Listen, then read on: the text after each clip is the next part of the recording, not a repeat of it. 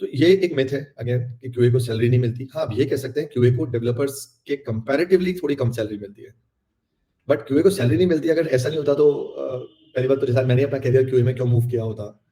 तो जो आप कर रहे हो उसमें तो आपकी मास्टरी होनी चाहिए और जो मार्केट में चल रहा है उसकी आपको नॉलेज होनी चाहिए। इन 2 चीज़ों के साथ you can always stay ahead of your competition, चाहे वो जूनियर हो, चाहे आपके बराबर के लोग हो।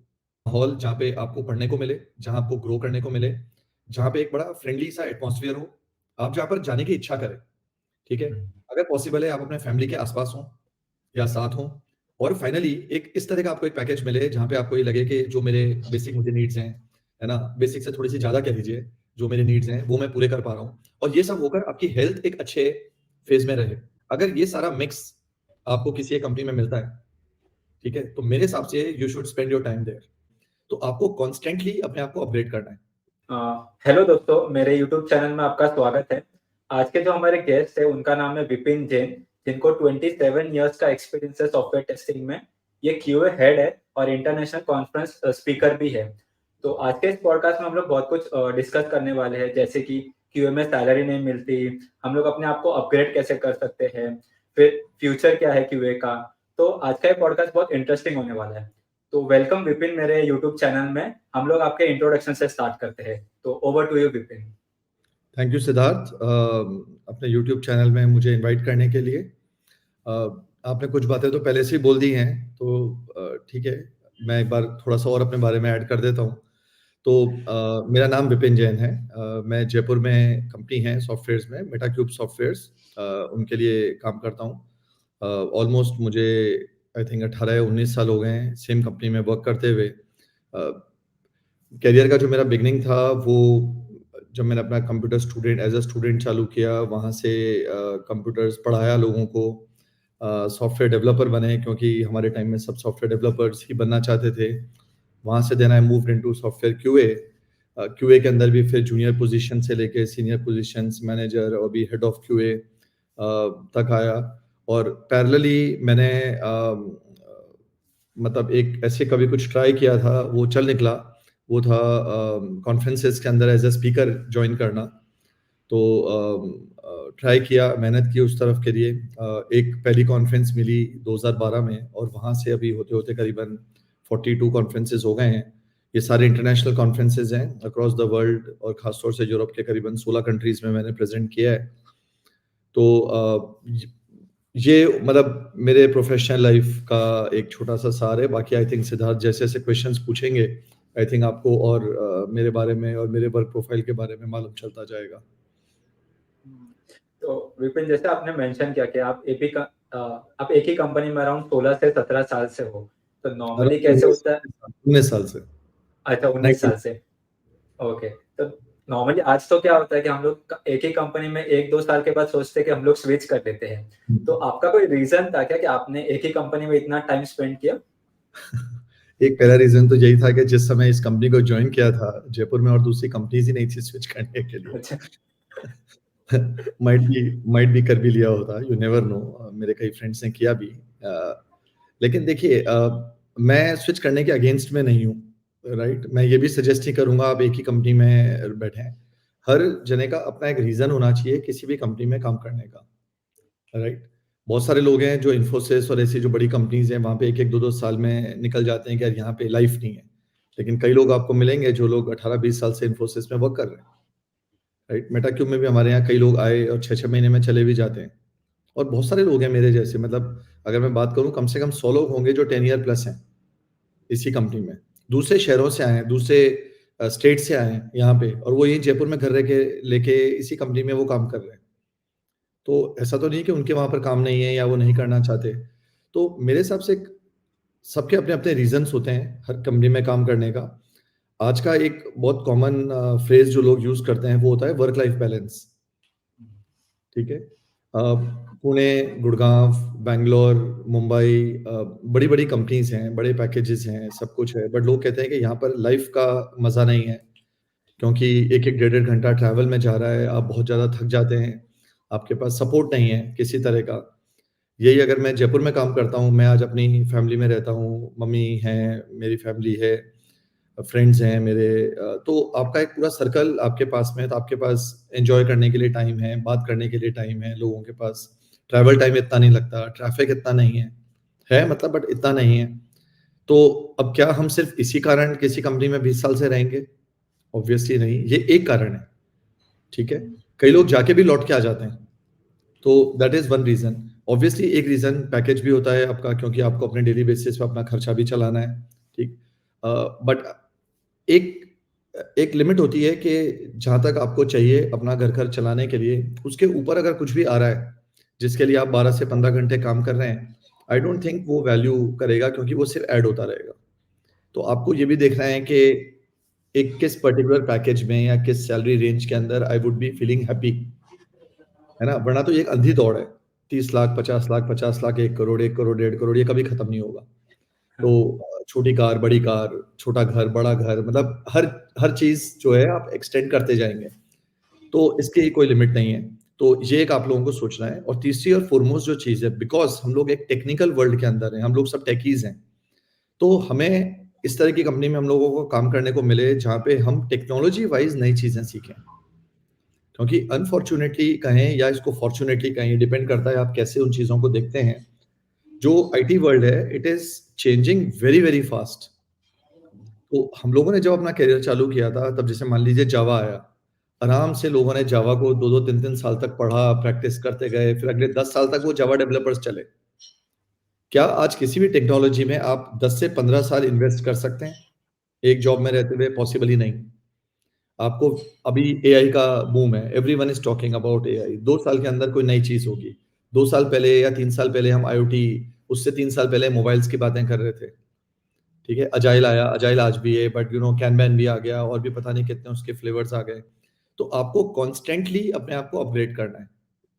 तो अब अगर अपन इसको समराइज़ करें, इस डिस्कशन को यहाँ पे स्टॉप करें, तो एक अच्छा टेक्निकल नॉलेज ग्रोथ, एक ऐसा माहौल जहाँ पे आपको पढ़ने को मिले, जहाँ आपको ग्रो करने को मिले, जहाँ पे एक बड़ा फ्रेंडली सा एटमॉस्फेयर हो, आप जहाँ पर जाने की इच्छा करें, ठीक है? हुँ। अगर पॉसिबल है आप अपने फैमिली के आस-पास हों या साथ हों, और फाइनली एक इस तरह का आपको एक पैकेज मिले जहाँ पे आपको ये लगे कि जो मेरे बेसिक मुझे नीड्स हैं, है ना? बेसिक से थोड़ी-सी ज़्यादा कह लीजिए, जो मेरे नीड्स हैं वो मैं पूरे कर पा रहा हूँ, और ये सब होकर आपकी हेल्थ एक अच्छे फ़ेज़ में रहे।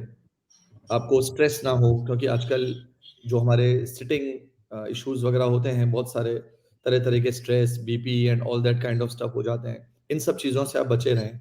अगर ये सारा मिक्स आपको किसी एक कंपनी में मिलता है, ठीक है? तो मेरे हिसाब से you should spend your time there. अब आपके ऊपर है कि आपकी प्रायोरिटी क्या है? जूनियर लोग कहेंगे कि हमारे पास बीमार होने का भी इतना कोई वो नहीं है, हमारी बॉडी बहुत फिट है, हमें तो ज़्यादा पैसा चाहिए। आप डेफ़िनिटली स्विच कीजिए। कोई कहता है मुझे तो एक बिल्कुल स्टार्टअप के साथ जुड़ना है, लेकिन वहाँ पर क्या है, पैसा नहीं है, लेकिन टेक्निकल ज़बरदस्त है। आप टेक्निकल साइड जाइए। लेकिन ये शुरू के दिनों में 5 साल, 8 साल, 10 साल, after 10 years try to settle down, और वो सेटल डाउन होने में ये 4-5 क्राइटेरिया जो हैं, ये आप अपने सामने रखिए।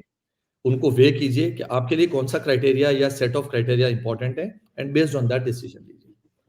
तो मुझे मेटाक्यू में वो सब मिला जो मुझे चाहिए था, राइट? आज मेरे पास इतनी फ्रीडम है कि मैं कॉन्फ्रेंसेस में जा पाता हूँ, मैं पढ़ पाता हूँ, मैं चीज़ें लिख पाता हूँ। मेरे को मेंटर करने का शौक है। यहाँ पे हम 1400 लोगों की कंपनी है। मेरे पास बहुत सारे ऑप्शंस हैं। वैल्यू है, कंपनी आपको वैल्यू करती है। आपके फ्रेंड्स, आपके जूनियर्स आपको वैल्यू करते हैं, रिस्पेक्ट मिलता है। एक रीज़नेबल आपको पैकेज मिल रहा है जो मेरी लाइफ़ के लिए सफिशिएंट है, and there is a very good network around me, तो मुझे एक बहुत ही पॉजिटिवनेस मिलती है इस एनवायरनमेंट में जाने से। That's why I decided to stay here. नहीं, ये बहुत अच्छा मतलब आपने पूरा अच्छे से समराइज़ कर दिया कि क्या-क्या होता है तो हम लोग एक कंपनी में रह सकते हैं। नहीं तो जैसे जी, आपने बोला है कि अगर हम लोग पैसे के पीछे भागते रहे तो आज 30 मिल रहा है, तो 30 में एक बार खुश हो जाएँगे, बाद में बोलेंगे अभी तो हमको 50 चाहिए, 50 के बाद 70 चाहिए। वो मतलब रेस हमेशा चलती ही रहती है, कहीं न कहीं तो दिस हमको विल स्टॉप ब्रेक होना ही द साइकिल। पड़ेगा। करेक्ट। जैसे कि आपने इतना साल अराउंड 27 इयर्स आपने बिताए सॉफ्टवेयर टेस्टिंग में, तो ये तो मैंने भी बहुत सुना है क्योंकि क्यूए में है तो हम लोग ये सब सुनते ही है कि क्यूए में सैलरी नहीं मिलती, क्यूए को रिस्पेक्ट नहीं मिलता। तो आपके एक्सपीरियंस के हिसाब से आपको क्या लगता है? तो ये एक मिथ है अगेन, कि क्यूए को सैलरी नहीं मिलती। हाँ, आप ये कह सकते हैं क्यूए को डेवलपर्स के कंपैरेटिवली थोड़ी कम सैलरी मिलती है। बट क्यूए को सैलरी नहीं मिलती। अगर ऐसा नहीं होता तो पहली बात तो जैसा मैंने अपना करियर क्यूए में क्यों मूव किया होता, है ना? और दुनिया भर में आज हज़ारों लाखों क्यूएज़ हैं, फिर हर जना डेवलपर ही होता, ठीक है? तो और आज का अगर आप स्टेटस लेंगे और आज से अगर आप लेट्स से 15 इयर्स पुरानी बात करेंगे, क्यूए के ऊपर जो फ़ोकस है कंपनीज़ का, सॉफ्टवेयर टेस्टिंग का, क्वालिटी का, वो कंप्लीटली चेंज हो चुका है। तो जब हम लोगों का करियर बिगिन हुआ था, क्यूए को एक सेकंड सिटिज़न माना जाता था प्रोजेक्ट के अंदर। और इसको वैसे भी आप प्रैक्टिकली समझिए इस चीज़ को। देखिए, जो हम बना रहे हैं, राइट? जो दुनिया को दिखता है, जो लोग एज़ अ एंड यूज़र उसको यूज़ करते हैं, जो हम लोग सेल करते हैं, जो प्रोडक्ट होता है, जो यूआई होता है, ये सारा डेवलपर बनाता है। Developer is the creator, right? आप किसी बटन पे क्लिक करेंगे, वो बटन भी एक डेवलपर ने बनाया है और उस बटन का जो क्लिक इवेंट है, उसकी कोडिंग भी डेवलपर ने की है, ठीक है? तो developers are always the creators. तो जो क्रिएटर है, डेफिनिटली तारीफ़ भी उसकी ज़्यादा है और अगर कुछ प्रॉब्लम आएगी तो वो उधर ही ज़्यादा जाएगी, है ना? लेकिन 15 साल पहले इस बात की कोई वैल्यू नहीं करता था कि ये चीज़ें इसलिए सक्सेसफुल चल रही हैं क्योंकि क्यूए ने उसको सक्सेसफुली टेस्ट किया है।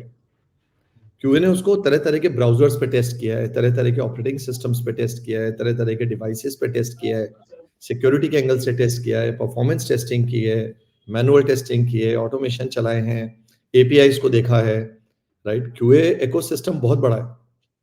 हमने सब कुछ किया है, तब जाकर और हमने उस बटन के क्लिक को 50 बार तोड़ा होगा। आपका गूगल क्रोम में चल रहा है और सफारी पे नहीं चल रहा है, डेवलपर को फिर काम करना पड़ेगा। तो हमारा ये जो काम है, ये बैकएंड पे होता है। हम अपने मशीन पे शांति से बैठ के काम करते हैं। हम प्रोड्यूस क्या करते हैं? हम डेवलपर ने जो प्रोड्यूस किया है, हम उसको सर्टिफ़ाई कर रहे हैं। प्रोडक्शन हमारा नहीं है। इसलिए ऐसा एक फ़ील होता है कि यार कई बार क्यूए को वैल्यू नहीं दी जाती।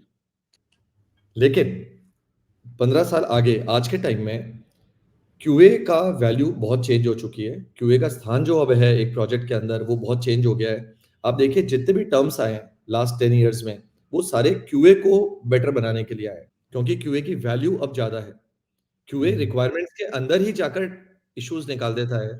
तो और एक बग जितना जल्दी फाइंड होके जितना जल्दी फिक्स होगा, ओवरऑल आपके जो प्रोजेक्ट की कॉस्ट है, वो उतनी कम होती है। तो क्यूए की वैल्यू बहुत ज़्यादा है आज की तारीख में। पैकेजेस येस मैं मानूँगा डेवलपर से थोड़ी-सी अभी कम है, लेकिन अब ऐसा नहीं है कि QA can not be a career for the life. आपके सामने मैं एग्ज़ाम्पल हूँ। अनदर 10 इयर्स मान लीजिए अभी मेरा करियर स्पैन है, तो मैंने रफली 30 साल मैंने क्यूए किया है और रीज़नेबल सैलरी से, अच्छी सैलरी से चलते-चलते चला। लाइफ में कहीं कोई प्रॉब्लम आई नहीं। तो हम लोग यही डिस्कशन को आगे लेके जाते हैं जैसे कि क्यूए में बहुत स्कोप है। मेरे क्या करियर पाथ हो सकता है after 8 to 10 years in QA? Okay, fine. तो पहले तो देखिए मोस्ट इम्पोर्टेंट ये है कि इस 8 टू 10 इयर्स में आप क्या कर रहे हैं? अगर आप ओके। अज़्यूमिंग अभी भी मैनुअल टेस्टिंग में ही इन्वॉल्व्ड हैं, बहुत सारे लोग हैं जो 7-8 साल से मैनुअल टेस्टिंग ही कर रहे हैं। मेरे हिसाब से इमीडिएट जो आपका गोल होना चाहिए यहाँ पर, वो होना चाहिए ऑटोमेशन की तरफ। अब अज़्यूमिंग आपने 8 साल में क्योंकि बहुत सारे लोग इस मिक्स में हैं कि उन्होंने मैनुअल और ऑटोमेशन दोनों कर रखा है। अब उनको ये लगता है कि ठीक है मैनुअल टेस्टिंग है तो मैंने एपीआई भी कर ली, ऑटोमेशन में मैंने फंक्शनल ऑटोमेशन भी कर लिया, एपीआई का ऑटोमेशन भी कर लिया, व्हाट नेक्स्ट?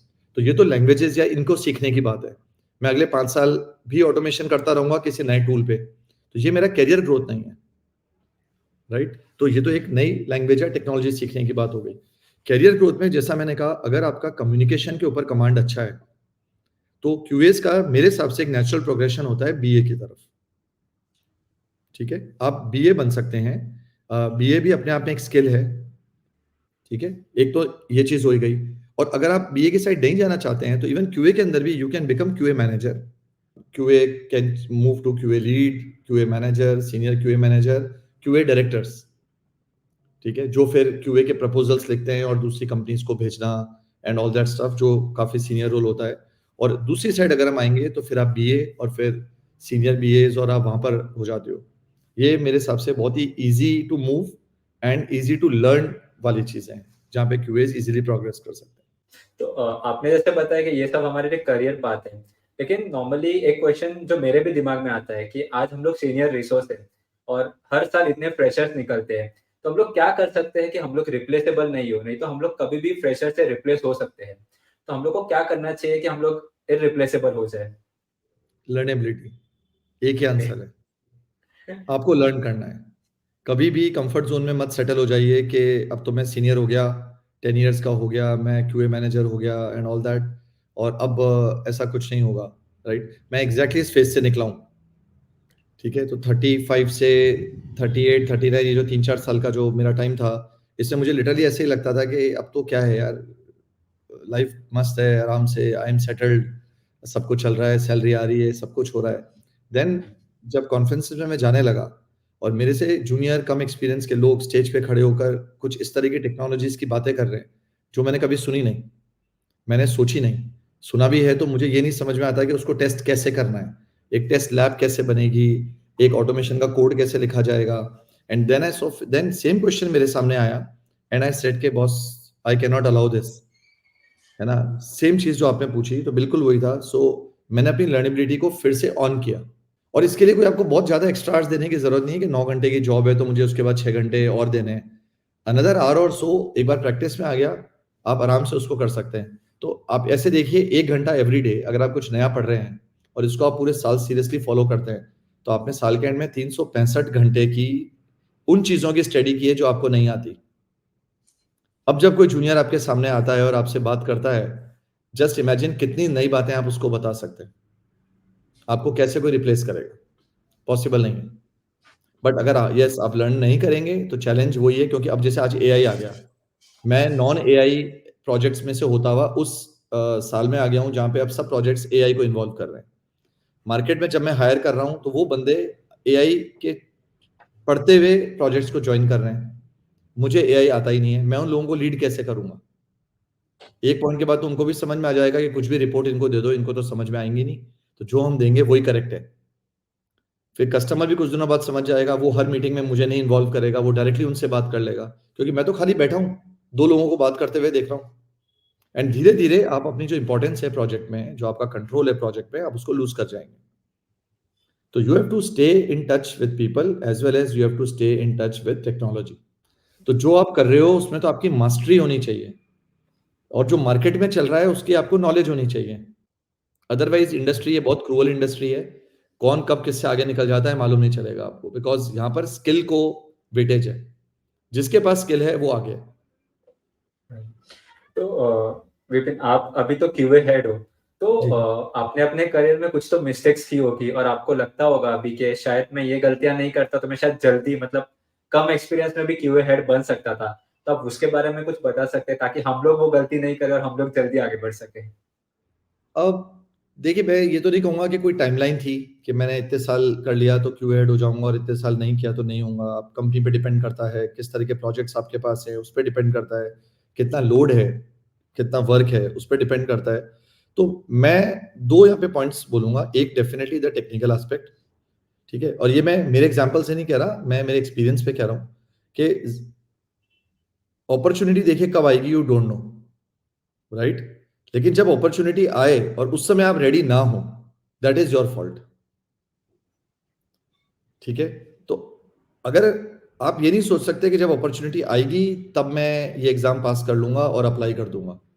आप पढ़ते रहिए, एग्ज़ाम पास करते रहिए जब और बार-बार मुझे बताते रहिए कि सर मैंने ये कर लिया, सर मैंने ये कर लिया, सर मैंने ये कर लिया। तब मेरे सामने अपॉर्च्युनिटी हो तो मुझे मेरे दिमाग में नाम पता होना चाहिए कि मुझे सिद्धार्थ को लेना है। इसको आप अगेन बहुत स्ट्रेट ऑफ मैं जो लोग क्रिकेट के शौकीन हैं, आई थिंक इंडिया में तो हमारे सभी हैं। आप इसको इंडियन टीम से लेकर चल लीजिए। आप इंडिया की जो प्लेइंग 11 है, इसको आप मान लीजिए कि भई ये क्यूए हेड है या व्हाटएवर जो भी इस तरह से और बाकी जितने इंडियंस जो Ranji trophy, Dilip trophy, Vijay Hazare trophy, IPL, state level पे खेल रहे हैं, ये सारे हैं आप लोग जो अभी 7, 8, 9 साल एक्सपीरियंस हो, राइट? हर आदमी को इन 11 लोगों में पहुँचना है। क्या हर कोई पहुँच सकता है? नहीं। क्या कोई वेट कर सकता है घर में बैठा हुआ कि एक दिन रणजी मुझे कॉल आएगा इंडियन टीम से और मैं आ जाऊँगा? नहीं। आपको क्या करते रहना है, जो अपॉर्च्युनिटी मिलती है, खेलते जाइए, रन बनाते जाइए, सेंचुरी पे सेंचुरी बनाते जाइए, अपने आप को फिट रखिए, फील्डिंग की प्रैक्टिस, अगर आप बॉलर हो तो बॉलर बनो, कीपर हो तो कीपर बनो। बेटर, बेटर, बेटर करते जाओ इस उम्मीद में कि शायद किसी दिन नंबर मिल जाए। पर खेलने वाले तो वही 15-20 ही होते हैं, जो आते हैं और बाहर कम से कम 5,000 10,000 खिलाड़ी होंगे, जो स्टेट लेवल तक खेल रहे होंगे लेकिन स्टेट के ऊपर वो कभी जा नहीं पाएँगे। तो हम स्टॉप नहीं हो सकते हैं यहाँ पे। तो मैं ये नहीं कहूँगा कि गलतियाँ क्या की है, बट ये कह सकता हूँ कि कुछ पॉइंट्स के अंदर शायद मैं अर्ली पढ़ना स्टार्ट कर सकता था, जो मैंने थोड़ा-सा लेट किया, क्योंकि मैंने अभी थोड़ी देर पहले आपको बोला था, कम्फर्ट ज़ोन में चले जाते हो आप बहुत जल्दी, ठीक है? ये कहीं न कहीं एक चीज़ हो जाती है, और इसी से रिलेटेड होता है कि मार्केट में क्या चल रहा है, आप अपने आप को अकॉर्डिंगली अपडेट करते हैं कि नहीं करते हैं। तो अपॉर्च्युनिटी आपके पास कब आएगी, वो मालूम नहीं। हाँ, एक ज़रूर मैं अपने एंगल से भी कह सकता हूँ कि जब आप कम्फर्ट ज़ोन में होते हो, तो होता क्या है कि आपको क्या नहीं मिल रहा है, उसका रीज़न आप देते हो उन लोगों को, उसका मतलब ज़िम्मेदार अपन ठहराते हैं उन लोगों को जिनको कुछ चीज़ें मिल रही हैं। और हम क्रिबिंग में टाइम वेस्ट करते हैं, है ना? जो फालतू के ऑफ़िस गॉसिप्स होते हैं। आप ये रियलाइज़ नहीं कर रहे हो कि आपको ये क्यों नहीं मिल रहा है। आप नया पढ़ नहीं रहे हो, आप नया सीख नहीं रहे हो, आप अपने आप को ग्रो नहीं कर रहे हो। एक सामने वाला है जो जॉब के बाद 2 घंटे डेली अपने आप को किसी नई चीज़ में ग्रो कर रहा है। वो आपको नहीं दिखेगा। उसको अपॉर्च्युनिटी जो मिल रही है आपको वो दिख रही है, एंड देन यू से कि यार ये तो 6 साल एक्सपीरियंस है, इसको यूएस का ऑफर मिल गया। मैं 12 साल का बैठा हूँ, मुझे नहीं दिया, यार ये बेकार कंपनी है, मैं जॉब स्विच करूँगा। ठीक है? कर लो आप जॉब स्विच। 1 साल आप अलर्ट रहोगे, सेकंड ईयर फिर आप कम्फर्ट ज़ोन में चले जाओगे। चेंज आपको खुद को करना है, कंपनी गलत नहीं है। मैनेजर्स जो हैं आपके, आपके जो मेंटोर्स हैं, आपके जो फ्रेंड्स हैं, आपके जो कस्टमर्स हैं, आप नहीं होंगे तो आपकी जगह पे कोई दूसरा आ जाएगा, राइट? आज तक कोई काम रुका नहीं है। तो आपको अपने आप को वो बनाना है कि जहाँ लोगों को लगे, "अरे यार मत जाओ, तुम चले गए तो ये दिक्कत हो जाएगी।" वो जब पॉसिबल है जब आप बिल्कुल अलर्ट हो, और जब आप अलर्ट होते हो तब जो पहली अपॉर्च्युनिटी आएगी, पहला नाम आपका ही लिया जाएगा। तो अपने आप को वो बनाइए आप। तो कीप स्टडीइंग, कीप लर्निंग, जो कुछ भी आप कर सकते हो वो करो। जैसे मैंने वो क्रिकेट वाला एग्ज़ाम्पल दिया, सेंचुरी पे सेंचुरीज़ लगाते जाओ। क्योंकि आपने जैसे बोला कि लोगों को अपॉर्च्युनिटी मिल जाती है, लेकिन उसके पीछे का प्रोसेस नहीं दिखता हम लोगों के, उसने कितनी मेहनत की है तो पीछे, वो नहीं दिखता। ये परफेक्ट आपने लाइन बोली है। यहाँ पे मैं ये बिल्कुल अपना ही एग्ज़ाम्पल दूँगा कि जैसे मैंने कहा, मैंने 40 कॉन्फ्रेंसेज़ में वर्ल्ड ओवर बोला अभी तक। लिंक्डइन पे जब मैं लिखता हूँ कि guys I am very happy to share that I have been selected in, let's say अभी जैसे इस साल मैं यूरोस्टार में जाऊँगा स्वीडन में, जो टेस्टिंग की सबसे बड़ी कॉन्फ्रेंस है। So I have been selected in Sweden Eurostar में, राइट? लोग कहेंगे यार ये सही है यार, आप स्वीडन जा रहे हैं, 3 महीने बाद पोलैंड जा रहे हैं, 4 महीने बाद जर्मनी जा रहे हैं एंड ऑल दैट स्टफ। लेकिन हर 3 या 4 जो साल में मेरे सिलेक्शंस होते हैं, उसके साथ मेरे 100 रिजेक्शंस भी होते हैं। वो तो मैं लिंक्डइन पे जाकर नहीं लिखूँगा ना कि guys very sorry to inform कि मेरा इस बार जर्मनी में सिलेक्शन नहीं हुआ, ब्रिटेन में सिलेक्शन नहीं हुआ, अमेरिका में सिलेक्शन नहीं हुआ। हम सिर्फ सक्सेस को करते हैं। तो ये चीज़ें देखकर बहुत सारे लोग अभी मेरे को कॉन्टैक्ट किया हुआ है पास्ट में भी, अभी भी करते हैं कि सर हमें भी ये सब करना है। तो मैंने कहा बिल्कुल आप शौक से करो, क्योंकि this is open for all है, राइट? इसमें कम्युनिकेशन ज़रूरी है, नॉलेज ज़रूरी है, और आप में होगी, मैं मना नहीं करता। बट पॉइंट इज़ प्रोसेस ये है। और आपने क्योंकि अभी सेमिनार और कॉन्फ्रेंस की बात की, तो मेरे दिमाग में क्वेश्चन आ रहा था कि आप सेमिनार कॉन्फ्रेंसेस कंडक्ट करते हो, तो आपको करियर में भी हेल्प होता है क्या? जैसे जॉब वाइज़ या किधर भी? आपको इसमें मल्टीपल बेनिफिट्स हैं, देखिए। बिकॉज़ देखिए, फर्स्ट एंड फॉरमोस्ट आप इसके साथ अपनी नॉलेज इंक्रीज़ कर रहे हैं। वो नॉलेज आपको फ्यूचर में किसी और कंपनी में, किसी और चैलेंज के लिए तैयार कर रही है। आपको अभी मालूम नहीं है, लेकिन आप कभी अप्लाई जब करेंगे, तो आपको पता लगेगा कि आप उस टॉपिक पे बोल पा रहे हो, आंसर दे पा रहे हो, क्योंकि आपने वो पढ़ा है, फर्स्ट। मैंने ऑब्वियसली कॉन्फ्रेंसेस में जाने के बाद मैंने कभी मेटाक्यूब से चेंज होने की कोशिश नहीं की, तो मैं ये तो नहीं कहूँगा कि इससे क्लियर बेनिफिट है, लेकिन इनडायरेक्ट बहुत सारे बेनिफिट्स हैं। पहला बेनिफिट, आपकी नेटवर्किंग इंक्रीज़ होती है। दुनिया भर में आप बहुत लोगों को जानते हो, जो आप वाला ही काम कर रहे हैं, जो नॉर्मल केस में अपन कभी नहीं जानते। सेकंड, जब आप जाते हैं और ट्रैवल करते हैं उन कॉन्फ्रेंसेस में, आपका एक्सपोज़र बढ़ता है। आपको समझ में आता है दुनिया क्या चीज़ है। एयरपोर्ट पे जाने से लेकर उस कॉन्फ्रेंस के स्टेज पर जाकर वहाँ से एयरपोर्ट पे लौटने तक, हर स्टेप पे आप लर्न कर रहे होते हैं। फिर जब आप वहाँ जाकर लोगों से मिलते हैं, आपको कुछ लोग पसंद आएँगे, आप उनको फ़ॉलो कीजिए, लिंक्डइन पे, ट्विटर पे, तो आप ये देखेंगे कि वो लोग क्या नई चीज़ें कर रहे हैं। सेकेंडली, कुछ लोग ऐसे भी होंगे जो आपको पसंद करने लगेंगे, राइट? तो आपको फ़ॉलोअर्स मिलते हैं। तो आप उनके लिए और कुछ अच्छी चीज़ें डालेंगे ताकि आपके फ़ॉलोअर्स आपको फ़ॉलो करते रहें। एक प्रेशर पड़ता है। देन आप जब अपनी कंपनी के अंदर जहाँ जॉब कर रहे हैं, आप वहाँ पर धीरे-धीरे as a thought leader establish होते हैं। क्योंकि आप ज़्यादा चीज़ें देख कर आए हैं, ज़्यादा चीज़ें जानते हैं, जो लोग यहाँ पर काम करते हैं उनसे। तो कल अगर आपकी कंपनी में कोई नया प्रोजेक्ट या नए कस्टमर्स आते हैं, तो आपके बॉस और आपके जो मैनेजर्स हैं, वो आपको उस टीम में रखेंगे जो उन कस्टमर्स के फर्स्ट लेवल डिस्कशन करेंगे। क्योंकि अगर कोई कस्टमर एआई की बात कर रहा है और आप 4 एआई कॉन्फ्रेंसेस में से होकर आए हो, तो डेफिनिटली आपके बॉस बोलेंगे कि यार तुम आओ, बात करो इनसे। और अगर वो चीज़ कल बिज़नेस में कन्वर्ट हो जाती है, तो आपको डायरेक्ट बेनिफिट होता है उसका, राइट? आपके अप्रेज़ल्स होते हैं, उसमें कहीं न कहीं आपके बॉस जो हैं, वो इन चीज़ों को फैक्टर करेंगे। हाँ, मतलब नॉर्मली आपने ऐसे बोला कि कंपनी भी प्रमोट करती है, लेकिन अगर हम लोग कंपनी को भी वैल्यू दे रहे हैं, तो वो लोग प्रमोट करेंगे ही। म्यूचुअल बेनिफिट्स हैं। तो देखिए, एक आदमी इन्वेस्ट करता है और एक आदमी उस पैसे को यूज़ करता है, राइट? ये साझेदारी तब तक चलेगी, जब तक दोनों विन-विन सिचुएशन में हैं।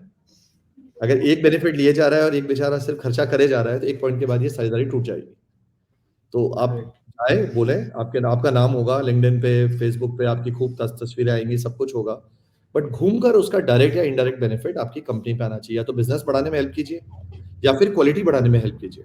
तो विपिन मुझे एक बात बताओ, नॉर्मली लोग बोलते हैं कि 40 के एज के बाद, क्योंकि मैं तो अभी तक 40 तक पहुँचा नहीं हूँ, लेकिन लोग बहुत ऐसे दूर हो। बोलते हैं कि दूर हूँ। लेकिन लोग ऐसे बोलते हैं कि जब जैसे ही 40 के एज के उधर होते, तो हमारा आईटी करियर स्टॉप हो जाता है। तो आपको क्या लगता है उसके बारे में? मैं आई थिंक इसको ऑलरेडी टच बेस कर चुका हूँ क्योंकि 35, 38 की एज में आके आप 12-13 साल एक्सपीरियंस हो चुके होते हो ऑलरेडी। आपको लगता है जो चल रहा है वो सब बढ़िया है। सो बेसिकली आप और प्लस आपके फैमिली भी उस समय तक हो चुकी होती है, आपके शायद बच्चे 7, 8, 10 साल के हो चुके होते हैं। तो लगता है एक लाइफ बस जो चलनी चाहिए वो लाइफ चल रही है। जिस दिन मन मन में ये फीलिंग आ जाती है कि जो चलना चाहिए वो चल रहा है ना? दैट मीन्स आप कम्फर्ट ज़ोन में जा चुके हो। देन 2 या 3 साल के बाद आपको ये रियलाइज़ होगा कि दुनिया तो कहाँ से कहाँ पहुँच गई। मैं वहीं का वहीं हूँ और मेरे जूनियर्स भी आगे निकल गए। तो बिकॉज़ हम उस कम्फर्ट ज़ोन में चले जाते हैं, है ना? तो उसके बाद आपके लिए वापस से उसमें से निकल के बाहर आना बहुत डिफ़िकल्ट होता है। और फिर आप दूसरी जॉब अप्लाई करने लायक भी नहीं बचते हो क्योंकि 3-4 साल में आपने कोई नया लर्न ही नहीं किया। आप 42-43 के हो गए। जितनी एज बढ़ती जाएगी कंपनियों के आपकी टेकिंग जो कैपेसिटी है वो भी रिड्यूस हो जाती है। फिर कंपनी से बोलने लगती है कि यार अब इतना सीनियर है, बड़ा पैकेज माँगेगा बट कुछ आउटपुट तो मिलेगा नहीं। तो अब आपके सामने कोई ऑप्शन ही नहीं है, जहाँ हो वहीं हो। तो और फिर हम पढ़ना चालू करते हैं तो हमारा माइंड क्या है, वो उस प्रैक्टिस से हट चुका है, नया पढ़ने का। तो मतलब वो एक तरह का जो साइकिल का स्टैंड नहीं होता, अब एक साइकिल आपने एक धक्का मारा, वो एक के बाद एक सारे वो गिरते जाते हैं, वो वाला होता है। इसीलिए जितनी कम एज से आप लर्नेबिलिटी चालू करेंगे, उतना ही आपको बेटर होगा। इट्स लाइक एन इन्वेस्टमेंट, आप सिप डालते हो म्यूचुअल फंड्स में, जितना लेट डालेंगे उतना लेस बेनिफिट है और अगर हाई बेनिफिट चाहिए तो बहुत सारा डालना पड़ेगा। लेकिन आज आप 2-2 हज़ार की सिप अगर 20 साल की उम्र में चालू कर देते हो, राइट? तो एक बहुत छोटी-सी सिप है लेकिन एट द एज ऑफ 40, 45 या 50 वो एक बड़े अमाउंट में कन्वर्ट हो जाएगा। सेम रिजल्ट अगर आपको 40 की एज से चालू करना है तो आप 2000 की सिप से नहीं ले सकते। आपको शायद 20,000 डालना पड़ेगा। वो आप डाल नहीं पाओगे, फिर आप दुखी रहोगे कि 20,000 कैसे डालूँ? मेरा खर्च नहीं चल रहा। आपकी फिजिकल फिटनेस की बात कीजिए। अब 50 की एज में अगर मुझे मसल्स बनाने हैं, तो मुझे 3 या 4 गुना एफर्ट्स ज़्यादा डालने पड़ेंगे जो एक 20 साल का लड़का कर सकता है। उसकी बॉडी की फ्लेक्सिबिलिटी और मेरी फ्लेक्सिबिलिटी में बहुत डिफरेंस है। तो चाहे आपका हेल्थ में इन्वेस्टमेंट हो, चाहे फाइनेंस में इन्वेस्टमेंट हो, चाहे नॉलेज में इन्वेस्टमेंट हो, it should start as early as possible और उसके बेनिफिट्स आपको बहुत जल्दी मिलने लग जाएँगे। जितना लेट स्टार्ट करोगे, उतना लेट बेनिफिट्स हैं। मतलब ये हमारी गलती, हम लर्न नहीं कर रहे, हम अपग्रेड नहीं कर रहे, इसलिए हम लोग बोलते हैं कि हमारा करियर स्टॉप हो जाता है 40 के। ये बिल्कुल सही है क्योंकि अभी अर्ली एज में क्या होता है, आप लोगों के सामने सबका चैलेंज रहता है पहले तो जॉब लेना।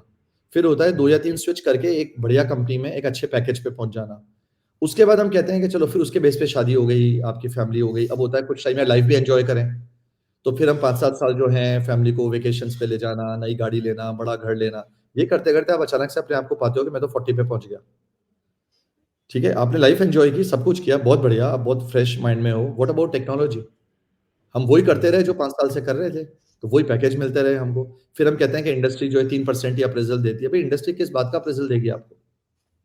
जॉब के लिए अप्रेज़ल नहीं मिलता, जॉब के लिए सैलरी मिलती है। अप्रेज़ल एक्स्ट्रा नॉलेज के लिए होता है जो आपने अटेन किया ही नहीं। आप वो कीजिए and you will get better appraisals. तो विपिन, आप नॉर्मली अगर इंटरव्यूज़ भी लेते रहोगे क्यूए का, तो अगर कोई कैंडिडेट है आपके सामने तो आप उसमें क्या देखते हो कि हाँ, अगर इसमें ये स्किल्स है, इसको ये आता है तो I will hire him? Definitely. तो देखिए, मेरा एक बहुत क्रूशियल सिचुएशन मतलब एक बहुत क्रूशियल क्राइटेरिया होता है, वो होता है ओवरऑल प्रेज़ेंटेबिलिटी एंड कम्युनिकेशन। ये पहला है, क्योंकि स्पेशली अगर अपन क्यूए के लेवल पे बात करते हैं, क्यूए के बहुत सारे कामों में से एक काम होता है stakeholder interaction. QA documents produce करता है, क्यूए टेस्ट केसेस लिख रहा है, क्यूए बग्स लिख रहा है, क्यूए कॉन्फ्रेंस में जाकर ट्यूटोरियल्स कई बार लिखने पड़ते हैं, राइट? क्यूए बिज़नेस से बीए से डिस्कस करता है, क्यूए डेमोस देता है, राइट? क्यूए कई बार बिल्ड में भी हेल्प करता है। इन हर चीज़ के अंदर इनबिल्ट क्या है? Communication, your reading writing skills. अगर सामने वाला नॉलेजेबल है, सब कुछ है, लेकिन मान लीजिए वो इंग्लिश उसको आती नहीं है, अनफॉर्च्यूनेट है, बट वो उसने कभी काम ही नहीं किया है और मेरे सामने एक ही पोजीशन है, जो भी है, तो अनफॉर्च्यूनेटली मुझे उस पर्सन को छोड़ना पड़ेगा। लेकिन मैं हमेशा ही बोलता हूँ कि मैं ये बताता हूँ कि आप अपने आप को इस चीज़ के लिए तैयार करो। मे बी 3 मंथ्स या 4 मंथ्स डाउन द लाइन मैं आपका फिर से इंटरव्यू लेने को रेडी हूँ, अगर आप ये डेवलप करके आ जाते हैं तो। ठीक है? क्योंकि ज़रूरी नहीं कि हर आदमी इंग्लिश मीडियम से आया हो, कई लोग बहुत गाँवों से आते हैं, दिमाग बहुत शार्प है, ठीक है? उनके वहाँ पे वो माहौल नहीं था करने का। अगर बड़ी टीम होती है तो मैं फिर भी देख लूँगा कि ठीक है, टीम में आ जाओ, तुम धीरे-धीरे आप सीख जाओगे। तो पहला तो हो गया कम्युनिकेशन, प्रेज़ेंटेबिलिटी। दूसरा जो इमीडिएट मोस्ट इम्पोर्टेंट चीज़, जो सेकंड मोस्ट इम्पोर्टेंट चीज़ है, वो है उस पर्सन की लर्नेबिलिटी। ऑफ कोर्स उसकी टेक्निकल नॉलेज स्ट्रांग होनी चाहिए, क्योंकि आप एक प्रोजेक्ट पे काम करने के लिए आ रहे हो, राइट? तो आपको जीरा समझ में आना चाहिए। फ्रेशर तो नहीं ऑफ कोर्स, लेकिन जो नॉन फ्रेशर्स हैं, 3 साल, 5 साल एक्सपीरियंस के, अगर आपको एक बग लिखना क्या होता है, बग्स आइडेंटिफाई करने क्या होते हैं, टेस्ट केसेस क्या होते हैं, कुछ छोटे-मोटे ऑटोमेशन टूल्स, थोड़ा बहुत सेलेनियम पे काम किया हो, ये सब तो टेक्निकल पार्ट हो गया। पर जो चीज़ें नहीं आती है, वहाँ पे उस पर्सन की लर्नेबिलिटी ओपन है या रेजिस्टेंस मुझे फ़ील होती है। अगर रेजिस्टेंस है, तो वो मेरे लिए सही पर्सन नहीं है, क्योंकि मेरी टीम में मैं खुद लर्निंग पे विश्वास रखता हूँ। अगर मेरी टीम के बंदे रेजिस्ट करेंगे नई चीज़ सीखने के लिए, तो वो मेरे लिए मेरी टीम नहीं होती। कुछ लोग कहते हैं लर्निबिलिटी का क्या करना है, प्रोजेक्ट में जो होगा वो सीख लेंगे। मैंने कहा जो प्रोजेक्ट में है वो तो डेली काम करना है, लेकिन 2 साल बाद जो प्रोजेक्ट आ सकते हैं उसकी लर्निंग आज से करनी है। तब 2 साल बाद आप अपने आप को रेडी रहोगे उस नए काम को आने के लिए। कई लोग लेड बैक अप्रोच करते हैं कि अच्छा मैं अभी जावा में आ गया, अच्छा मुझे भी सेलेनियम करना है, चलो मैं सेलेनियम कर लेता हूँ। तो आप 1 या 2 महीने तो खाली उसको सीखने में लगाओगे। पहले ये हो जाता था, लेकिन अब कस्टमर्स अपने बिल्ड टाइम के ऊपर लर्निंग का आपको परमिशन नहीं देते। सबको रेडी टू वर्क रिसोर्सेज चाहिए। आज हायर करो, परसों से प्रोडक्टिविटी आने लगी। तो वो कैसे पॉसिबल है, जब एक आदमी एक तो अपनी स्किल्स में स्ट्रांग हो और secondly he should be open to learn new skills, तभी वो चीज़ पॉसिबल है। तो प्रेजेंटेबिलिटी, कम्युनिकेशन, आपकी टेक्निकल स्किल्स, आपका लर्नेबिलिटी। और एक चीज़ कई बार मैं छोटा-सा और चेक कर लेता हूँ, team fit. Okay. Company fit, right? Metacube का अपना एक कल्चर है, इन्फोसिस का अपना एक कल्चर है, जो भी। तो विद योर एक्सपीरियंस आप एक आइडिया लगा लेते हो कि ये मेरे इस कल्चर में फिट हो सकता है या नहीं। अगर थोड़ा-सा भी आपको आइडिया लगता है, देन आई थिंक ये इतना क्राइटेरिया मेरे लिए सफिशिएंट है, उस पर्सन को येस या नो कहने का। करेक्ट। ये वो कैंडिडेट के लिए भी अच्छा है ना, क्योंकि आप पहले ही सब बता देते हो, आप चेक कर लेते हो कि वो फिट होगा कि नहीं। नहीं तो क्या होता है, हम लोग हायर कर लेते हैं और बाद में पता चलता है कि उसको ये नहीं, पता वो नहीं था कि इधर। हाँ। नहीं, नहीं। और उसके बाद भी जैसे कई लोग मुझे कहते हैं कि हम तो है ना जेन्युइनली आना चाहते थे, ये वो, तो मैं तो उनको रीज़न ये भी बताता हूँ, मैं उनको आगे लर्निंग गोल्स दे देता हूँ। अच्छा। मैं उनके फीडबैक में जाकर यही लिखता हूँ कि I found him very good in these 4 things, और ये 2 चीज़ें मैंने उसको सीखने के लिए दी हैं। तो may be 3 months down the line हम इसका इंटरव्यू फिर से लेने के लिए आई एम रेडी। एचआर को बता देता हूँ मैं कि आप इसको बिल्कुल मतलब रिजेक्ट मत कर दीजिए, आप इसको वार्म पूल में रख दीजिए। अब उस कैंडिडेट के ऊपर है कि वो 3 महीने बाद पढ़ के खुद पिंग करे कि मैंने पढ़ लिया, आई एम रेडी। ठीक है? तो उससे लर्नेबिलिटी भी उसकी चेक हो गई। अगर वो नहीं करना चाहता तो भाई तुम्हारी मर्ज़ी है फिर, तुम जो कर रहे हो वो करो। ठीक है, देखिए फीडबैक हम लोग को भी मदद करता है ना कैंडिडेट को, कि भाई तेरा ये पार्ट वीक है, तू इम्प्रूव कर, तो तेरे लिए अच्छा हो जाए। बहुत ज़रूरी है। तो और विपिन, हम लोग जैसे कि करियर की बात कर रहे हैं, आजकल तो इतने सारे करियर ऑप्शन हैं, तो यही पता नहीं चलता कि हम लोग को कौन सा करियर चूज करना है। तो हुँ। आप आपका पर्सपेक्टिव बताओगे कि आपके सामने अगर इतने सारे ऑप्शंस होते तो आप कैसे चूज करते कि मेरे को इसमें जाना है? मैं तो क्यूए करना भी नहीं चाहता था फ्रैंकली स्पीकिंग, डेव ही बने थे सारे। और एक कुछ सिचुएशन थी कि जहाँ पे एक ऑटोमेशन का कोई बंदा चाहिए था। मैं उसके लिए भी रेडी नहीं था, बट मेरे बॉस ने मुझे समझाया, कन्विंस किया कि अ, ऑटोमेशन में स्क्रिप्टिंग ही है, राइट? और ये कोई एक छोटा-सा 7-8 महीने का काम है, तो कर लो, अपन देखेंगे, और रेस्ट इज हिस्ट्री। मैं उसके बाद वहां से कभी निकल ही नहीं पाया। लेकिन 2002-2001 में इतना कोई डिफरेंशिएट करने वाला था नहीं। क्यूए के अंदर भी इतनी ज्यादा ब्रांचेस नहीं थी जितनी आज हैं। तो मैं, अगर अपन सिर्फ डेव और क्यूए की बात करें, आई थिंक लोग इसी में ही मेजर डिस्कशन होता है लोगों का। तो आप अब देखिए, इजी कुछ भी नहीं है। लोगों को लगता है डेव बहुत टफ है, मैं कहूंगा क्यूए इक्वली टफ है, क्योंकि प्रोडक्ट जो फाइनल जाएगा वो मेरी आंख के नीचे से होके जाएगा। अगर बाहर जाके कुछ भी फटा, वो मेरी जिम्मेदारी है। तो रिस्पॉन्सिबिलिटी बहुत ज्यादा है। और मैनुअल और ऑटोमेशन के अलावा और कम से कम 25 अलग अलग तरह के वेराइटी ऑफ टेस्टिंग्स हैं जिसको आपको सब यहाँ पे अप्लाई करना है। तो it's not straight forward, right. On the other hand, developers को इस तरह के टूल्स मिल गए हैं कि उनकी कोडिंग बहुत ईजी हो गई है। हम लोग जब विजुअल बेसिक में काम करते थे और डॉट लगाते थे, तो हमें याद रखना होता था कि डॉट के बाद कौन सी प्रॉपर्टी लिखनी है। अब एक्सेल से लेकर मॉडर्न टूल्स तक, आईडी, किसी भी आईडी में जाइए, आप ऑब्जेक्ट के बाद डॉट लगाएंगे, सारी प्रॉपर्टी विंडोज में अपने आप आ जाती हैं। और माउस पॉइंटर रखते हैं तो उसका सिंटैक्स तक पूरा लिखा हुआ आ जाता है। तो डेव को बस ये दिमाग में लाना है कि मुझे क्या चाहिए, then there is a load of help available for him, right. तो देखा जाए तो ये चीजें पैरेलल है। हाँ, माइंडसेट आपको अपना चेक करना है कि क्या मेरा माइंडसेट क्रिएट करने की तरफ ज्यादा है, या फिर मेरा माइंडसेट जो है वो मतलब शरारती माइंडसेट है, जहां पे एक सिस्टम में घुस के इधर से घुसा, इधर से निकला, ऊपर गए, वो चीज तोड़ी, उसको इधर चेंज किया, इस ब्राउजर से उस ब्राउजर में जंप किया, इसको हाफ सेशन तक रखा और यूआरएल कॉपी करके अगले ओएस में चला गया। मेरा माइंड अगर इस तरफ ज्यादा जाता है, अगर इस तरफ ज्यादा जा रहा है, I think you should go towards QA. और अभी ये बहुत ज्यादा हो रहा है क्योंकि I see freshers joining QA in their first job. तो मैं जैसे पूछता हूँ जब इंटरव्यूज में कि आप सेकंड जॉब के लिए आ रहे हो, तो जो आप पिछला कर रहे थे कि सर मैं ये था, अच्छा ये आपका फर्स्ट जॉब था, राइट। तो मैं खुद उनसे पूछता हूँ कि आपने क्यों क्यूए डिसाइड किया। तो उससे मुझे भी ये भी आइडिया लगता है कि जो यंग माइंड्स जो हैं, अब जो कॉलेजेस से निकल रहे हैं, इनके माइंड में क्या प्लान्स हैं। और जो इनके माइंड में प्लान्स होते हैं वो दो तरह जगह से आते हैं। एक, कॉलेज में उनको क्या सिखाया जा रहा है, एंड सेकेंडली मार्केट पे उनकी कितनी नजर रहती है। एक जमाने में कॉलेजेस में क्यूए का कॉन्सेप्ट ही नहीं होता था, आज कॉलेजेस में भी आपको टेस्टिंग का एक मॉड्यूल या कुछ होता है। तो लोग अब ये जज कर पाते हैं, वरना तो स्कूल के टाइम से आप सिर्फ प्रोग्रामिंग ही पढ़ते हो। बेसिक पढ़ी, पास्कल पढ़ी, सी पढ़ी, जावा पढ़ी, कॉलेजेस में आते आते पाइथन पढ़ा देता है कोई ना कोई, कोई टेस्टिंग तो सिखाता ही नहीं है, सेलेनियम तो कोई नहीं सिखाता। तो फिर इन बच्चों ने क्यूए में आना क्यों डिसाइड किया। तो फिर मैं उनसे पूछता हूँ, और then you get to know के यस, अभी कोर्सेज हैं, people talk about testing, internet भरा पड़ा है टेस्टिंग से। एंड बिकॉज दुनिया में सो मेनी टेस्टर्स हैं अब, तो हर के सर्कल में भी कोई ना कोई नॉन टेस्टर है। पहले ये विजिबिलिटी नहीं थी, आपको अपने पड़ोस में टेस्टर्स नजर नहीं आएंगे, आपको इंटरनेट पे टेस्टिंग के बारे में बहुत ज्यादा डॉक्यूमेंट्स नहीं मिलेंगे, सर्टिफिकेशंस जैसा कुछ नहीं होता था। अब तो आईएसटीक्यू भी है सब जगह, टीमैप करके है, वो एक बड़ा पॉपुलर हो गया है सब कुछ करके। तो लोगों के पास ऑप्शंस बहुत सारे हैं फॉलो करने के लिए। तो अब ये पॉडकास्ट जैसे आ गई, वेबिनार्स हैं, ब्लॉग्स हैं, राइट। ये चीजें कुछ साल पहले तक नहीं थे। कौन पॉडकास्ट और वेबिनार सुनता था, अब ये पॉपुलर हो गए। अब जब ये पॉपुलर हो गए तो खाली डेव के ही पॉडकास्ट या ब्लॉग्स नहीं आ रहे हैं, क्यूए के भी इक्वली आ रहे हैं।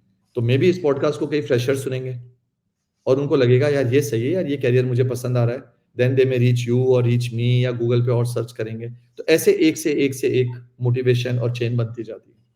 क्योंकि क्यूए के बारे में नॉर्मली इतने लोग बात भी नहीं करते। नॉर्मली जैसे आपने बोला कि सब लोग डेव ही बनना चाहते हैं, क्यूए बाय चांस या बाय चॉइस हो जाते हैं। पहले बहुत ज्यादा था, अभी ये फ्रीक्वेंसी कम होगी, कम है ऑलरेडी, आने वाले टाइम में ये और भी कम होगी। तो विपिन, एक बात बता, अभी नॉर्मली जैसे लोग बात कर रहे हैं कि रिसेशन चल रहा है, मार्केट में इतनी ओपनिंग्स नहीं है, तो आपको क्या लग रहा है, आपने देखा है कि रिसेंट ओपनिंग्स कम हो रही है, या फिर अभी न्यू पोजीशंस नहीं आ रही है, या फिर क्लाइंट से ज्यादा प्रोजेक्ट्स नहीं मिल रहे, आपका क्या पर्सपेक्टिव है इसके बारे में? रिसेशन तो मैं नहीं कहूंगा। हाँ, डेफिनेटली अभी जो वॉर सिचुएशंस हैं, जो दुनिया का इकोनॉमी का है, तो कस्टमर्स अपने बजट्स को थोड़ा सा टाइट पकड़ के हैं, क्योंकि उनको ये नहीं मालूम कल ये वॉर्स और बढ़ जाए। अभी मिडिल ईस्ट में चल रहा है, अब ये ईरान पाकिस्तान में थोड़ा सा कुछ हो गया, राइट, वो यूक्रेन वो चल ही रहा है। So there are so many things happening, कल ये बहुत ज्यादा में कन्वर्ट हो जाए, कल ये जैसा चल रहा है वैसा ही चलता रहा, यू नेवर नो। तो बजट तो पकड़कर कस्टमर्स डेफिनेटली हैं। दूसरी चीज, जॉब्स में जो कमी आई है, एक टाइप ऑफ जॉब्स में कमी आई है, बट एक नई सेट ऑफ जॉब्स भी ओपन हो गई हैं। प्रॉब्लम ये है कि जिन जॉब्स में कमी आई है, ये वो चीजें हैं जो हम लोग डेली बेसिस पे करते हैं।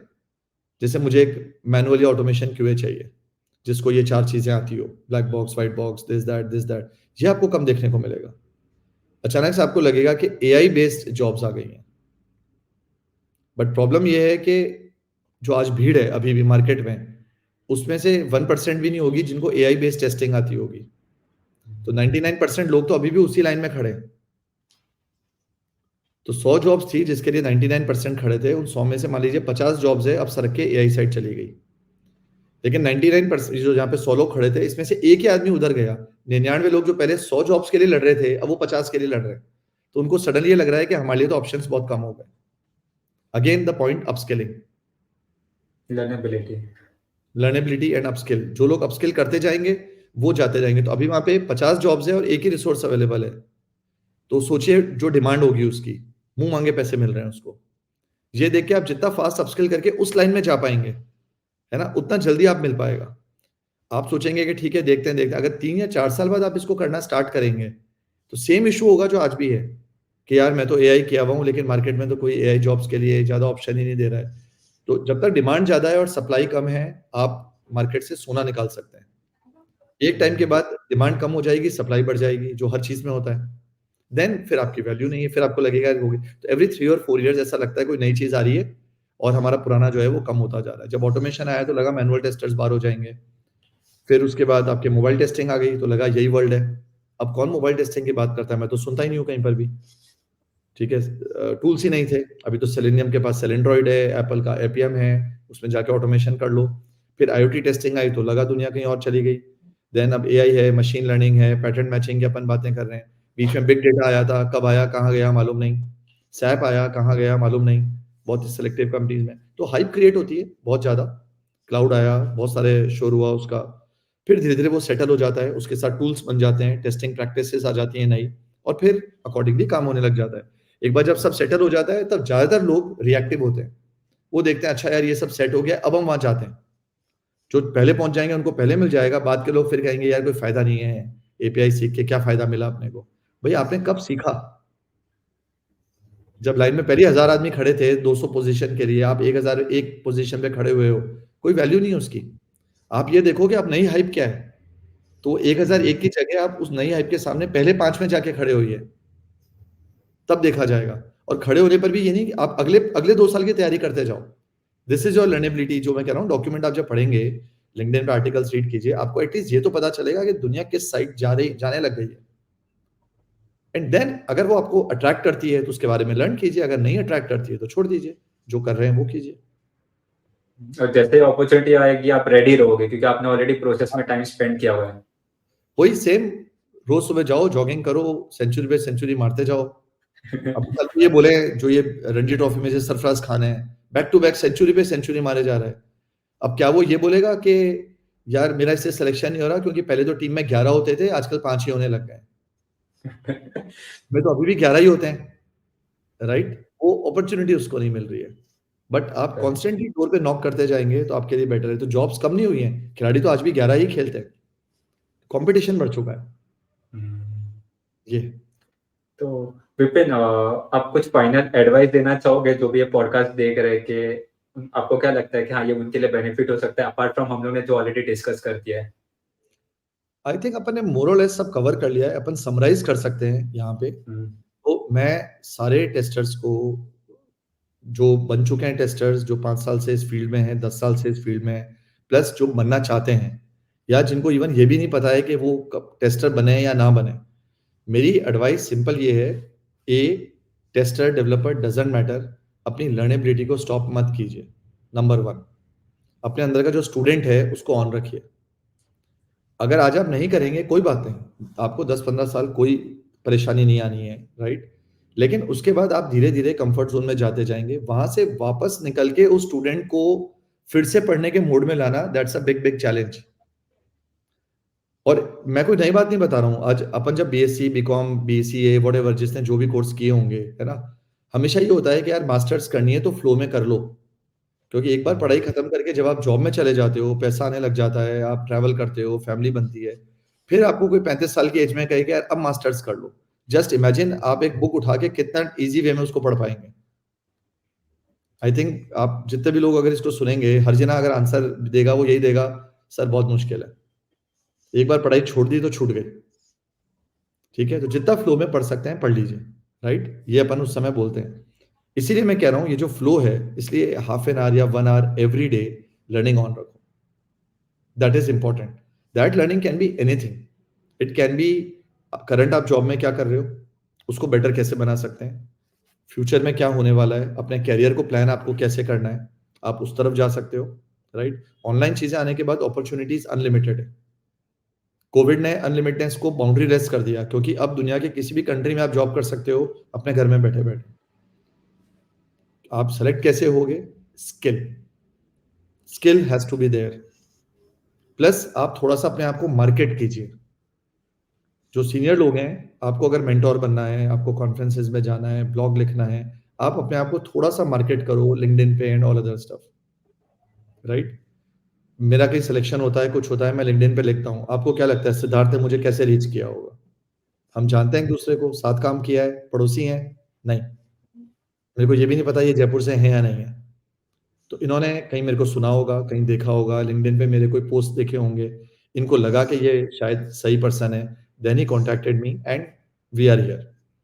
तो मैंने अगर अपने आप को मार्केट नहीं करूँ, छुपा के रखूँ, तो सिद्धार्थ जैसे बहुत सारे लोग हैं, उनको मैं नजर नहीं आऊंगा, राइट? प्लस सिद्धार्थ भी जो पॉडकास्ट करते हैं, उनको वो भी उनको मार्केट करेंगे, तब उनके व्यूअर्स बढ़ेंगे, और व्यूअर्स बढ़ेंगे तो मेरे जैसे कई लोग होंगे जो खुद सिद्धार्थ को पिंग करेंगे कि यार आपका शो बहुत पॉपुलर है, हम आपके शो पे आना चाहते हैं।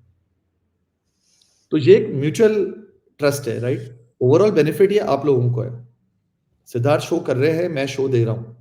सिद्धार्थ पहले बहुत शो कर चुके हैं, मेरे कई पॉडकास्ट हैं, बट द पॉइंट इज बड़ा बेनिफिट आप लोगों को है। आप लोग यहाँ पर कहीं विजिबल नहीं हो, हमें नहीं मालूम इस पॉडकास्ट को कौन कौन लोग सुनेंगे, बट अगर आप इसको सुनते हो, पूरा सुने, आपको अगर इसमें से कोई काम की बात लगती है उसको यूज करें। अगर आपको लगता है कि ये बात अच्छी है लेकिन we want to discuss it, हमको इस पे और बात करनी है, reach out to Siddharth, reach out to me, या फिर उस टॉपिक को लेके गूगल या चैट जीपीटी पे चाहे सर्च करें कि इन्होंने एक टॉपिक वर्ड यूज किया था, इस टॉपिक को हम यूज करके देखते हैं क्या चीज है।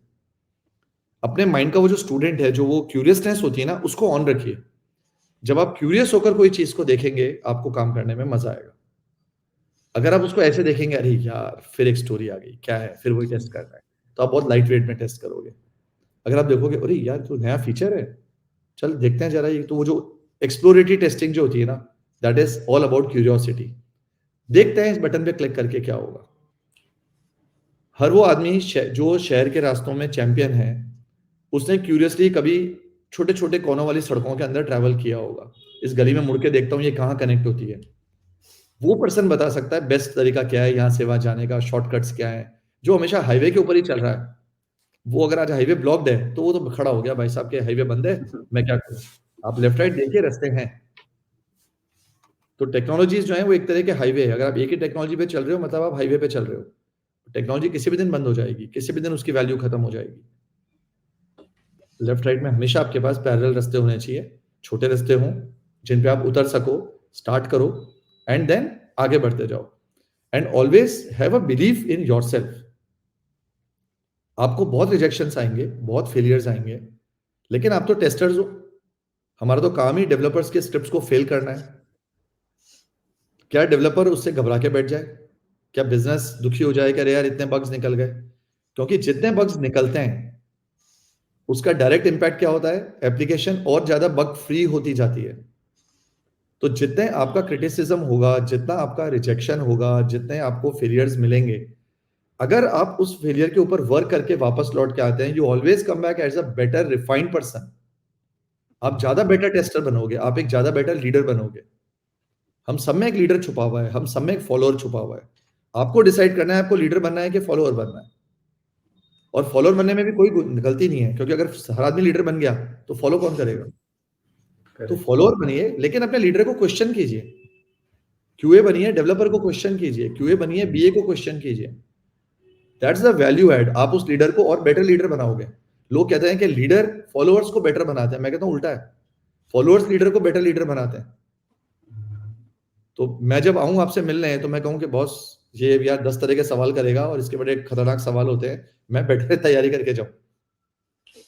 ठीक है? अगर मैं आगे कुछ भी बोल जाऊँ और आप मुझे मेरी बात पे पकड़ लो, सर ये आप गलत कह रहे हो, ऐसे नहीं होता, मैंने करके देखा हुआ है, मैं करके दिखा सकता हूँ, आप फँस गए वहाँ पे। आप हमें अटकाइए, आप हमें सवाल कीजिए और अगर आप खुद लीडर बनना चाहते हैं, तो सबसे पहले खुद से सवाल कीजिए और जब लोग आपसे सवाल करें तो घबराइए मत, उसकी तैयारी कीजिए, अपनी गलती मानिए कि मुझे नहीं आता, बट स्टॉप मत होइए, आगे बढ़िए, उसको वापस वर्कआउट कीजिए। तो जैसा मैंने कहा जितने बग्स निकलेंगे, सॉफ्टवेयर बेटर होता जाएगा, जितना आपका क्रिटिसिज्म होगा वो एक तरह के आपके बग्स हैं, आप बेटर होते जाओगे। और हर चीज़ में इन्वेस्ट करो, योर हेल्थ, क्योंकि 40 के बाद पैसा भी होगा, जॉब भी होगी, हेल्थ अलाउ नहीं करेगी तो क्या करोगे?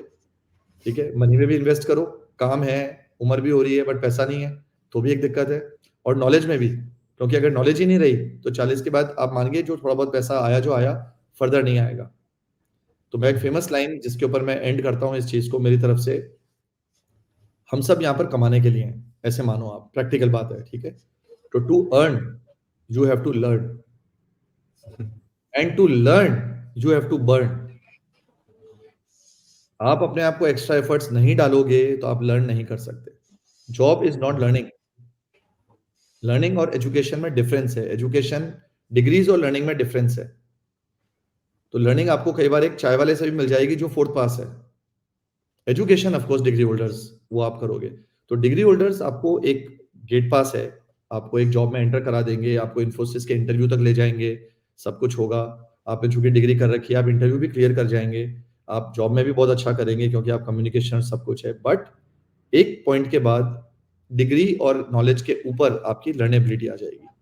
If you are not ready to learn, एक पॉइंट के बाद आप स्टैटिक हो जाएंगे। एंड देन वो जो डिस्कशन होता है कि मार्केट में जॉब्स नहीं है, भैया मार्केट में तो बहुत है, आपको नहीं आता है ना? या मुझे अप्रेजल्स अच्छे नहीं मिल रहे, कंपनी गलत नहीं है, आप लेना नहीं चाहते हो। Show me the value, I will show you the money. तो इसलिए हमेशा ध्यान रखिए, to earn you have to learn and to learn you have to burn. That's it, thank you. तो जो भी ये पॉडकास्ट देख रहे हैं, आपने देखा रहेगा कि विपिन ने बहुत सारा एम्फोसिस किया है कि लर्नेबिलिटी। तो आप समझ सकते हो कि इसका कितना इंपॉर्टेंट है। अगर आप कंटिन्यूस लर्न कर रहे हो, अपस्किल कर रहे हो, तो आपको कोई रिप्लेस भी नहीं कर पाएगा और शायद आपको हाई पैकेज भी मिल जाएगा। तो ये बात होप लोग समझे और अपने आप को अपग्रेड और स्किल मतलब अक्वायर करते रहे, नई नई स्किल अक्वायर करे, खुद को अपग्रेड करे और सीखते रहे। तो थैंक यू विपिन। आज का पॉडकास्ट बहुत इंटरेस्टिंग था। होप लोगों को, पर्सनली मुझे तो बहुत कुछ सीखने मिला आपसे भी कि क्यूए में मुझे भी समझ में आ गया कि मुझे भी आगे क्या करना है। और जो भी ये पॉडकास्ट को देख रहे हो, अगर आपको मुझसे कुछ पूछना है विपिन से, तो आप हम लोग को रीच आउट भी कर सकते हो लिंक्डइन पे। मैं लिंक भी दे दूंगा मेरे वीडियो के डिस्क्रिप्शन पे। तो आप मुझे रीच आउट कर सकते हो, विपिन को रीच आउट कर सकते हो और आपके जो भी डाउट्स है आप हमको पूछो, हम लोग आपको सोल्यूशन देने की कोशिश करेंगे। सो थैंक यू विपिन अपना टाइम देने के लिए। आई एम कंप्लीटली ओपन, जो भी आप रीच आउट करना चाहें कीजिए। मैं जनरली बहुत क्विक होता हूँ रिप्लाई करने में, तो feel free. And thank you Siddharth for having this wonderful podcast. बहुत दिनों बाद मैंने बहुत सारी हिंदी बोली, मुझे उसमें मजा आया। अच्छा। क्योंकि आईटी वर्ल्ड में और सीनियर होने के बाद अपन अपने मुंह से इंग्लिश के टर्म्स और ये बहुत ज्यादा निकलते हैं, तो मैं जवाब देते हुए भी बहुत सारे इंग्लिश वर्ड्स निकले भी हैं, लेकिन मैं कोशिश कर रहा था कि जहां तक मैं हिंदी रख पाऊँ वो भी हो। तो मजा आया इनफैक्ट मेरे को भी ओवरऑल काफी। और अगर इस पॉडकास्ट से एक आदमी भी, जस्ट वन पर्सन, उसको एक मेजर चीजें मिल जाती हैं, वो अपना कैरियर पाथ डिसाइड कर पाता है, तो आई थिंक ये जो पॉडकास्ट है ये सुपर सक्सेसफुल कहलाएगा। करेक्ट, इसीलिए हम लोग पॉडकास्ट कर रहे हैं कि हम लोग तो बोल रहे हैं, लेकिन अगर एक भी जन उससे सीख ले और आगे बढ़े तो हाँ, हमारा पॉडकास्ट सक्सेसफुल हो गया। काफी अच्छी चीज है, क्योंकि 1 घंटा आपने और मैंने दिया और ये वीडियो बन गया। अब इस वीडियो को चलते फिरते फोन पे, जॉगिंग करते हुए, जिम करते हुए, कैब में बैठे हुए कोई भी सुन सकता है। तो इसकी जो रीच है वो मिलियंस तक है। आर्टिकल आप लिखते हो, यही चीज एक आर्टिकल में भी लिखी जा सकती है, बट आर्टिकल एक पॉइंट के बाद बोरिंग हो जाता है। जब तक हम चीजें देख रहे हैं, सुन रहे हैं, सेंसेस जो हमारे लगे होते हैं वो ज्यादा इम्पैक्ट डालते हैं। तो आई थिंक एक बहुत अच्छा वे है। So thank you Siddharth for doing this, है ना? आपने कई से पहले भी बड़े एक्सपर्ट्स को आप लेकर आए और ये चीज की। It's a very huge initiative. इतनी कम एज में आप ये सब चीजें सोचते हो, नॉट क्योंकि आप इंडिविजुअल मेरे से कनेक्ट होकर अपना नॉलेज ले सकते थे, लेकिन कम्युनिटी के लिए कुछ करना और एक ओवरऑल लोगों को ग्रो करना, आई थिंक आप खुद बधाई के पात्र हो यहाँ पे। हम तो काफी चीजें कर चुके हैं, तो हमको तो सिर्फ अपने एक्सपीरियंसेस शेयर करने हैं, बट आप हमको इस प्लेटफॉर्म तक ला रहे हो, खुद फॉलो कर रहे हो, सब कर रहे हो for the sake of community. इसमें आई थिंक कोई आपको कमर्शियल बेनिफिट नहीं है। इन चीज़ों का, राइट? सो आई थिंक एक बहुत मेजर आप काम कर रहे हो, एक तरीके से समाज सेवा कहूँगा मैं इसको। दिस इज़ अ बड़ी समाज बात हो सेवा। गई मेरे लिए। नहीं, व्हिच इज़ फाइन। मैं इसमें कोई बढ़िया छोटी नहीं, मतलब जो तारीफ़ की बात है वो है। मैंने कहा ना, हमारा क्रिटिसिज़्म भी हमारा है और हमारी बधाई तारीफ़ भी हमारी है। बस ये ज़रूर है कि क्रिटिसिज़्म से घबराएँ नहीं और तारीफ़ से हवा में ना चढ़ें। तो आपने जो किया है, आपका नेक्स्ट लेवल, इसके ऊपर एक लेवल जाने की आप सोचो, राइट? और बाकी तो आई थिंक लोगों के ऊपर है, अब जो लोग सुनेंगे और वो उसमें से क्या वैल्यू निकालते हैं, वो उनके ऊपर है। नहीं, वो तो बात सही है। हमने हमारा काम कर दिया, अभी आगे देखेंगे। Correct, correct, correct. So thank you so much Vipin, आपने पहले भी डिस्कस किए थे पॉडकास्ट के बारे में और आपने बहुत जल्दी रिप्लाई किया पॉडकास्ट के लिए, so thank you so much for that. Thank you, thank you.